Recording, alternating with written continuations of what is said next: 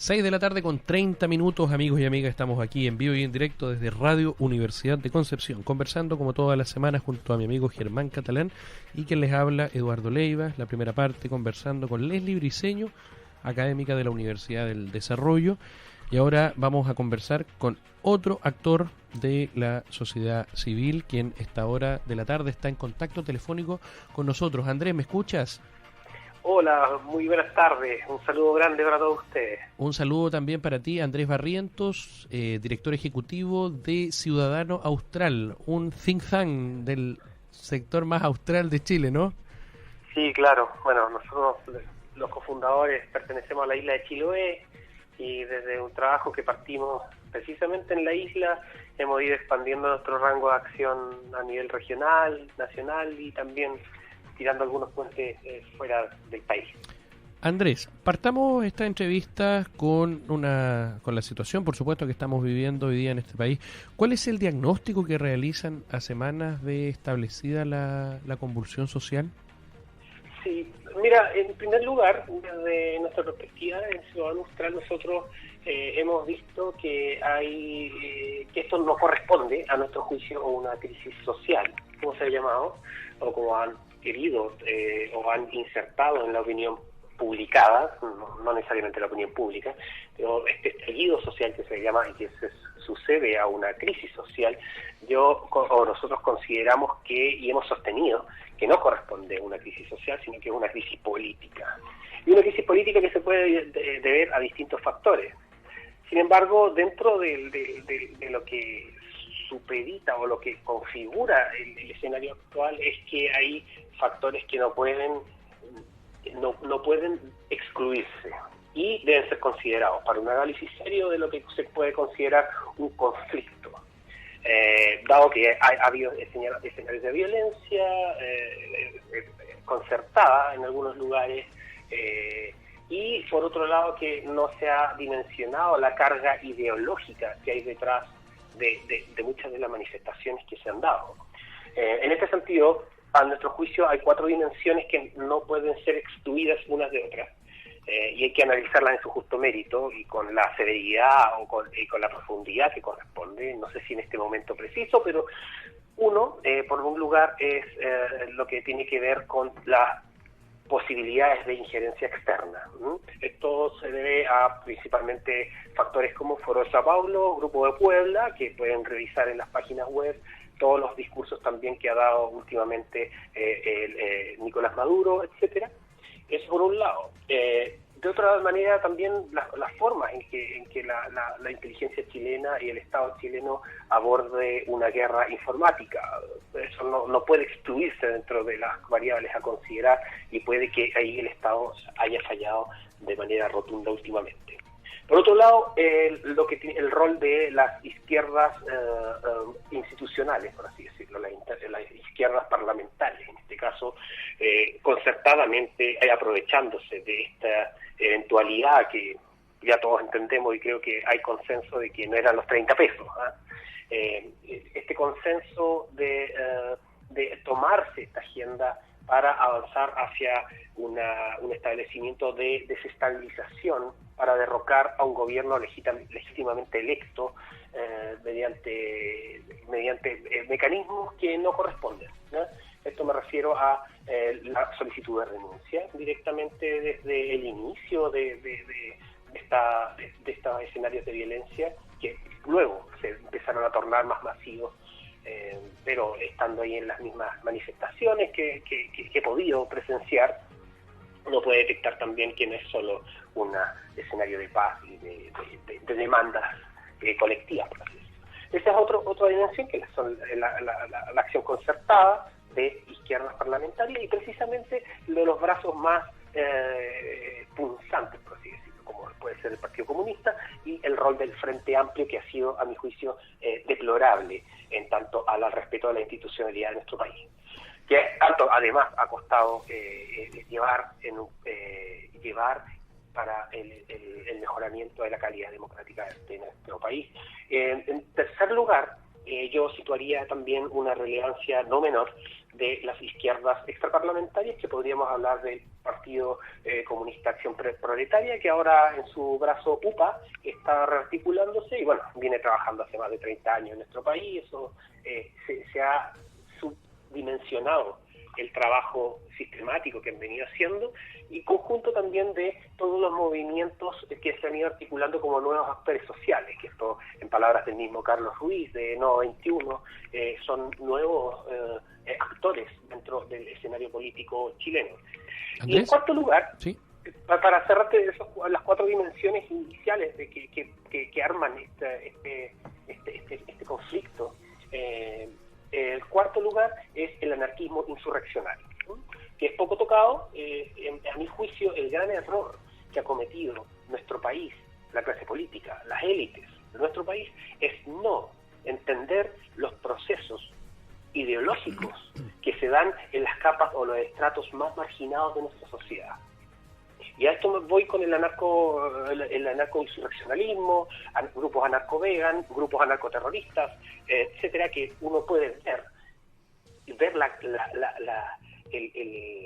la calidad del discurso, la profundidad de la ideología tras los distintos ataques o en la misma manifestación, inclusive en sus panfletos donde lo señalan. Y ahí voy a los grupos que tienen grupos como el Frente Patriótico Manuel Rodríguez, que está también detrás de esto, que se han rearticulado, el movimiento Lautaro, o también los movimientos anarquistas que trabajan en forma celular, y que eso ya no es invento de nadie.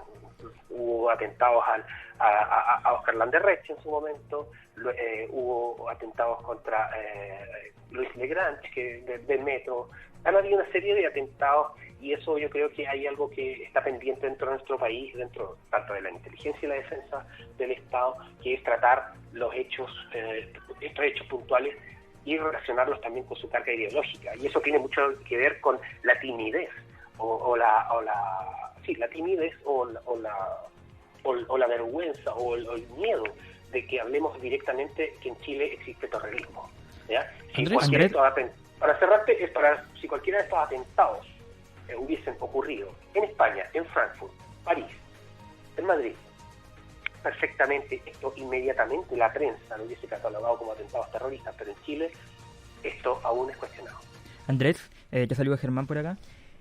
Germán, mucho gusto. Mucho gusto. Andrés, dando el análisis que tú estás entregando ahora, y al respecto, igual como lo conversamos con la entrevista anterior, aquí hay un problema de gobernabilidad, de cómo el Estado se puede relacionarse con la sociedad civil, con las organizaciones, con algunos grupos, cómo pueden congeniar y cómo pueden llegar a un acuerdo en común. ¿Cómo tú crees o cómo visualizas que podría ser esa eventual alianza estratégica con el fin de que el Estado pueda recuperar esa gobernabilidad, sabiendo que muchas de las entregas o propuestas o el pacto, la agenda social que quiere hacer el país, el gobierno, no se le está tomando en cuenta?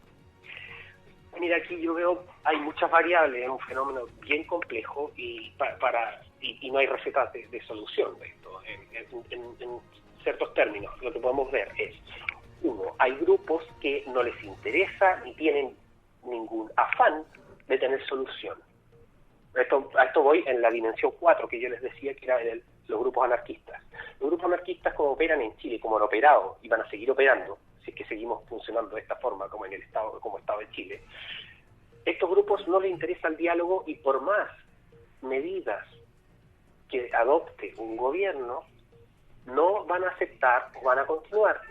Y esto es grave y es peligroso, porque tenemos grupos que son institucionalizados, me refiero a izquierdas, que están en el Parlamento, por ejemplo, que tienen un grado de poder importante de representatividad, algunos con mayor y menor medida, por supuesto, pero estos grupos no condenan en forma categórica este tipo de actos.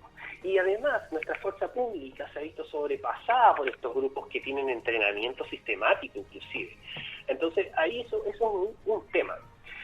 El rol de los medios de comunicación, que en este caso agradezco de sobremanera que nos hayan invitado a poder exponer este punto de vista que es polémico, podríamos decirlo, han sido cómplices a nuestro juicio. Muchos de los medios de prensa más importantes, donde se ha caricaturizado un escenario de conflicto para mostrar como si fuese una crisis social, cuando en realidad tenemos una serie de capas dentro de este conflicto, una serie de capas que hay que abordarlas en su justa dimensión. Entonces hoy en día la agenda pública dice que hay que cambiar la Constitución. Hoy día los periodistas de matinales, quizás muchos no periodistas o modelos de matinales, hablan de cambios constitucionales. Cuando invitan a la gente a hablar de la Constitución, vemos a Fernando Atria, que ya sabemos su agenda política cuál es. Él viene escribiendo hace mucho tiempo acerca de que hay que cambiar una Constitución y por vías probablemente no tan institucionales como están actualmente.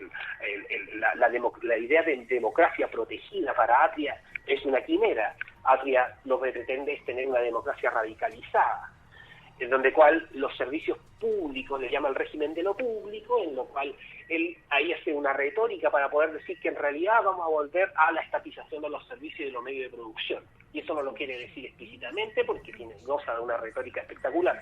Entonces la agenda social tiene bastantes complicaciones para poder llevar a cabo, porque aquí tenemos distintas dimensiones. Unos que no van a entender y no les interesa ningún motivo. Si vimos que la agenda muy generosa que entregó el gobierno hace poco, a los 15 minutos ya teníamos protestas y cacerolazos porque no era suficiente. Obviamente no va a ser suficiente, porque los que están comandando esto son distintas capas. Andrés, una de las... ¿Nos escuchas bien, no? Sí, perfecto. Una de las consideraciones que ustedes como Ciudadanos Austral han realizado en el último tiempo es en materia informativa respecto al sistema de AFP y al sistema de pensiones como tal. ¿Cuál crees tú que es hoy día en Chile? ¿Existe o no existe una formación previsional adecuada para lograr de alguna u otra manera comprender? Porque hoy día cuando tú revisas y observas las manifestaciones, una de las primeras consideraciones que están presentes es no más AFP. Sí. La agenda de no más AFP todos tenemos claro. La agenda de no más AFP en términos súper simples es los fondos que es de cada chileno, que es de su propiedad, pasen a un grupo de burócratas del Estado a ser manejados, es decir, una expropiación de fondos, tal como se hizo en Argentina con el gran robo de los fondos de pensiones. Esto es súper importante y tenerlo en consideración de todas las personas que escuchan la radio y que se informan. Los fondos de pensiones son de las personas y además estos fondos son heredables. Entonces, el problema no es el sistema aquí. El problema el problema no es el sistema de pensiones. El sistema de pensiones actualmente del 10º lugar dentro del ranking global de pensiones y se ha exportado a más de 30 países desarrollados, muchos de ellos, y en distinto o menor medida. Y eso hay que tener en consideración. Los análisis serios que se han hecho en la Comisión Marcel, por ejemplo, han dicho, y hay que verlo con su justa dimensión, uno de los grandes problemas que tiene el sistema de pensiones hoy es, uno, que la gente no cotiza. El 50% de nuestro país no cotiza. En 40 años en nuestro país tuvimos gente independiente sin cotizar. Entonces, cuando empezamos a hablar de que las pensiones son bajas, los promedios obviamente van a distorsionar todo. Y eso es una de las grandes falencias que han habido hoy en día, pero no es del sistema en sí mismo. El sistema ha rentado más que los fondos mutuos, ha rentado 8 UF más 8. Entonces, hay que tener súper clara la dimensión de ello. Y ahí una de las cosas fundamentales, como decías tú, precisamente, es que no ha habido educación previsional, y eso es un gran tirón de orejas para las administradoras de fondos de pensión, que no han sabido llevar sus campañas comunicacionales sobre un sistema que puede gozar de grandes beneficios si lo conoces. Por ejemplo, cuenta 2, la cuenta PB, cuánto esto implica que una persona pueda ahorrar para su futura pensión y cuánto beneficia. Los resultados son notables cuando uno lo revisa de forma seria o lo estudia, pero las campañas de la misma administradora de fondo de pensión no han sido lo suficientemente difundidas o bien hechas para que la gente tome en consideración de ello. Lo otro es que efectivamente en Chile tenemos un déficit educacional absolutamente. Pongámonos el ejemplo de inglés. Cuando tú viajas a Europa y la gente te pregunta si se habla inglés en Chile, se sorprende cuando vienen los turistas acá y la gente no habla inglés, pero tenemos más más de 15 años de educación donde tenemos todas las semanas los estudiantes de liceo público, de colegio público, colegio privado o subvencionado. Tenemos clases de inglés. ¿Y por qué no hablamos inglés? Porque la educación en realidad no se centra en el estudiante. Tenemos planes curriculares súper estrictos. Entonces, ¿tenemos problemas educacionales? Sí. Los temas de aritmética básica son algo que la prueba de PISA ha demostrado, que en Chile hay operaciones básicas la gente no sabe realizar. Entonces, entender un sistema de pensiones, entender educación financiera, entender que el ahorro es una de las cosas más importantes, ahorro y creación de riqueza, una de las cosas más importantes para sostener el futuro proyecto de vida de las personas, es algo que en realidad es un desafío múltiple y no es solo un sistema de pensiones. Y eso no se cambia tampoco con una constitución porque es un cambio cultural. Y ese cambio cultural, mientras no lo hagamos, yo creo que vamos a seguir teniendo grandes problemas de desinformación. Con la complicidad, obviamente, de los medios de comunicación que muchas veces, en vez de informar, terminan desinformando. Así que, obviamente, agradezco mucho a ustedes en la Radio Universidad de Concepción de que se puedan abordar estos temas de manera más seria y sistemática. De todas maneras, pues Andrés, la Plaza Cívica, el lugar que nos convoca a todos, por supuesto, para conversar, discutir y abordar todas las temáticas. Andrés, te queremos dar las gracias desde Concepción por estar con nosotros conversando y dando a conocer también la perspectiva no solamente de la situación política actual, sino también el trabajo que como Ciudadana Austral ustedes realizan. Y aquí también tengo la página web, ciudadanaustral.org, para que quienes estén interesados en conocer los documentos que ustedes van elaborando los puedan revisar. Muchísimas gracias, Eduardo y Germán. Gracias a todos los que escucharon y de verdad agradecidos con todo lo que puedan revisar sobre nosotros. Pueden verlo en la página web, ahí van a tener los links, los Twitter, los Facebook y todo para poder informarse y si están también interesados en seguir profundizando esta perspectiva también que nosotros hemos tratado de instalar dentro del debate público, agradecidos también. Ya, perfecto, Andrés. Muchas gracias por compartir este momento y este rato con nosotros. Hasta luego. Muchas gracias, Germán. Saludos, Eduardo. Saludos. Saludos. Muchas gracias.